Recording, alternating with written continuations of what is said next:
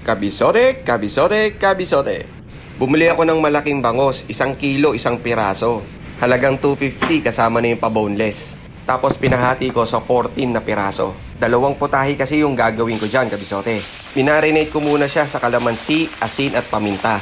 Tapos bago ko iprito, naglagay muna ako ng konting harina para hindi magtalsikan yung mantika. Kung sawa ka na sa fish steak, daing na bangos o sinigang na bangos, etong recipe naman na to ang subukan mo. Igisa mo lang yung bawang, sibuyas, dahon ng laurel at pamintang buo para lumabas yung natural na aroma nila. Tapos lalagyan mo lang ng Mang Kanor, all around romansa. Mang Tomas pala, all around sarsa. Mga kalahati ng bote yung nilagay ko dyan. Lagyan mo lang ng kalahating tasang tubig, konting brown sugar at 2 takip ng suka. Tapos ibalik mo na yung bangos na pinirito mo kanina. Then isimmer mo for 3 minutes hanggang sa kumapit na yung lasa ng sarsa doon sa bangos. Ganun lang kasimple at kabilis. Meron ka ng lechong paksiw na bangos. Akala mo sa baboy at manok lang pwedeng gawin to ha? Pwede rin sa bangos yan, kabisote. Subukan mo tong recipe na to, kabisote. Tsak, magugustuhan mo ang lasa nito. Sarsa pa lang, ulam na.